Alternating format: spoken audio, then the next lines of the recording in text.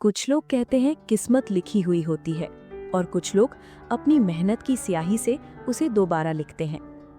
ये कहानी एक ऐसी ही कलम की है जिसने तकदीर के लिखे को मिटाकर अपना एक नया मुकद्दर बनाया। ये पूरी तरह से काल्पनिक है, पर इसके पन्नों पर बसी मेहनत की महक शायद आपको जानी पहचानी लगे। इसके किरदार भले ही कल्पना हो, पर उनकी आंखों में तैरता वो जिद्दीपन हकीकत के बहुत करीब है। अगर इस कहानी में आपको अपने किसी संघर्ष की परछाई दिखे तो ये महज एक संयोग होगा। हमारा मकसद किसी की जिंदगी को दिखाना नहीं, बल्कि उस जज्बे को सलाम करना है जो हालातों के आगे झुकता नहीं बल्कि उन्हें झुका देता है। आज की कहानी है द डेस्टिनी, किस्मत की केतली, संदूक में बंद सपने। दिल्ली की उस भूल भुलैया जैसी गली में एक 10 बाय 10 के कमरे में आदित्य का परिवार और उसकी टूटी हुई उम्मीदें एक साथ रहती थीं। कोविड की लहर उनके पिता रमेश जी की हिम्मत और उनके फेफड़े दोनों को कमजोर कर गई थी। घर की जिम्मेदारी आदित्य की माँ सरिता जी के थके हुए कंधों पर आ पड़ी थी, जो दूसरों के घरों में काम करके चूल्हा जलाती थी। छोटी बहन प्रिया अपनी उम्र से ज्यादा समझदार थी, जो घर का सारा काम निपटाकर स्कूल जाती थी। आदित्य ने उस साल 12वीं की परीक्षा 90% अंकों से पास की थी। उसके सपने दिल्ली यूनिवर्सिटी के नॉर्थ कैंपस में थे, लेकिन घर की हकीकत उसे अपने मोहल्ले की तंग गलियों से बाहर जाने की इजाजत नहीं दे रही थी। एक भारी मन से उसने अपनी सारी किताबें और कॉलेज के फॉर्म एक पुरानी संदूक में बंद कर दिए।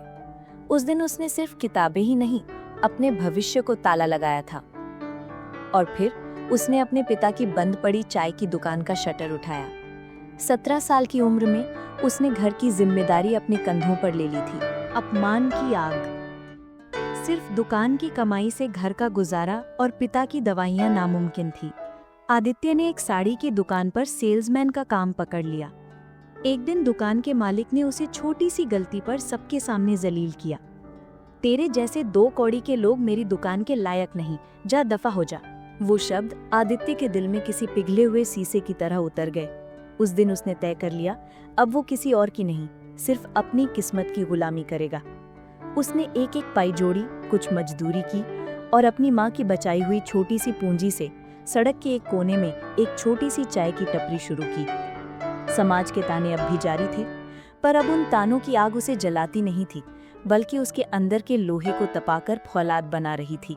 माँ के हाथों का जादू और बिजनेस के पहले सबक। आदित्य की टपरी पर शुरुआत में सिर्फ दिहाड़ी मजदूर आते थे, लेकिन उसकी चाय में ईमानदारी थी। असली बदलाव तब आया जब उसकी माँ ने घर पर बेसन के पकौड़े और समोसे बनाकर भेजना शुरू किया। उनके हाथों के स्वाद में ऐसा जादू था कि जो एक बार खाता वो दोबारा खिंचा चला आता। आदित्य ने इस स्वाद को अपनी पहचान बनाया।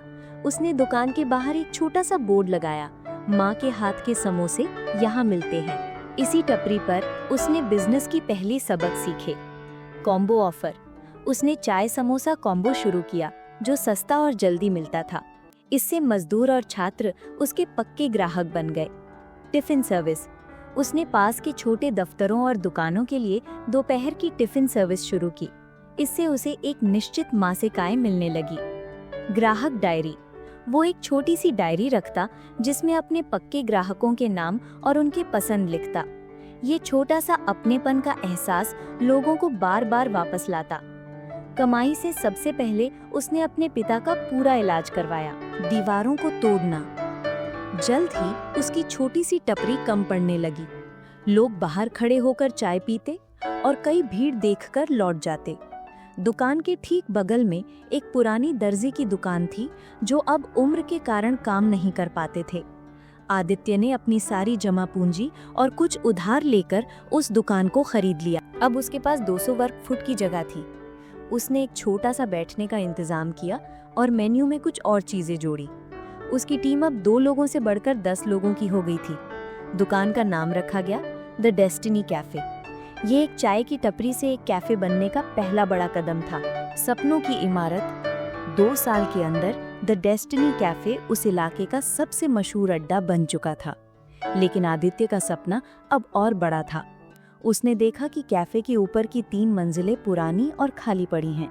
उसने उस पूरी इमारत को खरीदने का एक नामुमकिन सा सपना देखा। उसने बैंक में लोन के लिए आवेदन किया। बैंक मैनेजर ने एक चाय वाले का 50 लाख का बिजनेस प्लान देखकर उसे लगभग बाहर कर दिया, लेकिन आदित्य ने हार नहीं मानी। वो अगले 6 महीने तक हर हफ्ते बैंक जाता रहा, अपने बढ़ते हुए मुनाफे के आंकड़े, ग्राहकों की भीड़ की तस्वीरें और अपनी भविष्य की योजनाएं लेकर। उसकी जिद और स्पष्ट विजन देखकर आखिरकार बैंक लोन देने के लिए तैयार हो गया। अगले 1 साल तक उस पुरानी इमारत पर दिन रात काम चला। आदित्य ने ईंट दर ईंट अपने सपनों की इमारत खड़ी की, द डेस्टिनी फूड कोर्ट, एक साम्राज्य का खाका। आखिरकार वो 5000 वर्ग फुट की 4 मंजिला इमारत तैयार थी। ये सिर्फ एक दुकान नहीं, एक धड़कती हुई दुनिया थी जिसे आदित्य ने अपनी सोच से बनाया था। Ground floor, the speed zone. ये हिस्सा उन लोगों के लिए था जिनके पास समय कम था। यहाँ तेजी से बिकने वाली चीजें थी, चाय, कॉफी, समोसे, कचौड़ी, रोल्स। यहाँ खड़े होकर खाने की व्यवस्था थी, रणनीति, ज्यादा बिक्री, कम मार्जिन, तेज ग्राहक रोटेशन। पहली मंजिल, द फैमिली डेक, माँ की रसोई। ये एक प्रॉपर रेस्टोरेंट था जहाँ परिवार आराम से बैठकर खाना खा सकते थे। यहाँ पारंपरिक भारतीय थालियाँ परोसी जाती थीं, जिनका मेन्यू और रेसिपी आदित्य की माँ खुद तय करती थीं। दीवारों पर पुरानी पारिवारिक तस्वीरें लगी थीं। रणनीति, मध्यम बिक्री, ज्यादा मार्जिन, भावनात्मक जुड़ाव। दूसरी मंजिल, द क्रिएटर्स लॉफ्ट। ये मंजिल युवाओं और पेशेवरों के लिए थी। यहाँ एक को-वर्किंग स्पेस, मुफ्त वाईफाई, चार्जिंग पॉइंट्स और एक लाइब्रेरी थी। लोग घंटों बैठकर काम कर सकते थे और कॉफी और कॉन्टिनेंटल स्नैक्स का आनंद ले सकते थे। रणनीति, ग्राहकों को लंबे समय तक रोकना, एक आधुनिक ब्रांड इमेज बनाना। तीसरी मंजिल, द डेस्टिनी स्काई, रूफटॉप। ये छत एक प्रीमियम जगह थी। शाम को यहाँ लाइव म्यूजिक होता था और इसे छोटी मोटी पार्टियों और इवेंट्स के लिए बुक किया जाता था। यहाँ का मेन्यू सबसे महंगा और अनोखा था। रणनीति, सबसे ज्यादा मार्जिन, ब्रांड को प्रीमियम बनाना। ये एक 12वीं पास लड़के द्वारा रची गई खाने की दुनिया थी, जिसकी नींव में माँ के हाथ का स्वाद और छत पर उसके आसमान छूते हौसले थे। 400 लोगों का परिवार। द डेस्टिनी फूड कोर्ट अब सुबह 6 बजे से रात 11 बजे तक 2 शिफ्टों में चलता था। इसे चलाने के लिए 400 कर्मचारियों की एक विशाल टीम थी। आदित्य सिर्फ एक मालिक नहीं, एक लीडर था। उसने अपने कर्मचारियों के लिए वो सब किया जो उसे कभी नहीं मिला था। सम्मान, हर कर्मचारी को टीम मेंबर कहा जाता था, नौकर नहीं।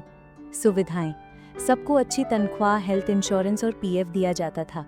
शिक्षा, उसने द डेस्टिनी फाउंडेशन की शुरुआत की, जो हर साल अपनी टीम के बच्चों की पढ़ाई का पूरा खर्च उठाती थी।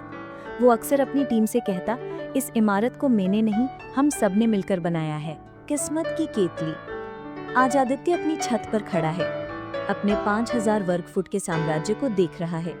बाहर महंगी गाड़ियां रुकती हैं, अंदर हजारों लोग हर रोज आते हैं। अचानक उसकी नजर नीचे गली में अपनी पुरानी चाय की टपरी पर पड़ती है, जिसे उसने आज भी एक यादगार के तौर पर संजो कर रखा है। एक पल में शून्य से शिखर तक का सफर उसकी आंखों के सामने घूम जाता है। वो नीचे आता है और उस छोटी सी टपरी के बाहर लगे बेंच पर बैठ जाता है, जहाँ से सब कुछ शुरू हुआ था। एक लड़का दौड़ता हुआ आता है, आदित्य सर, बोर्ड मीटिंग का टाइम हो गया है। आदित्य मुस्कुराता है। उसने शोहरत कमाई, पैसा कमाया, लेकिन वो आज भी जमीन से जुड़ा हुआ था। वो जानता था कि असली जीत सिर्फ आसमान छूना नहीं, बल्कि आसमान छूकर भी ये याद रखना है कि आपके पैर कभी जमीन पर थे। जिंदगी हम सबको ये संदेश देता है कि आपकी शुरुआत कहाँ से होती है, ये आपकी कहानी का सिर्फ पहला पन्ना है। असली कहानी तो इस बात से लिखी जाती है कि आप अपनी किस्मत की कलम से आखिरी पन्ने पर क्या लिखते हैं। सपने देखने के लिए डिग्रियों की नहीं, सिर्फ जिद्दी इरादों की जरूरत होती है। मेरी कहानी को अंत तक सुनने के लिए आप सभी का तहे दिल से धन्यवाद।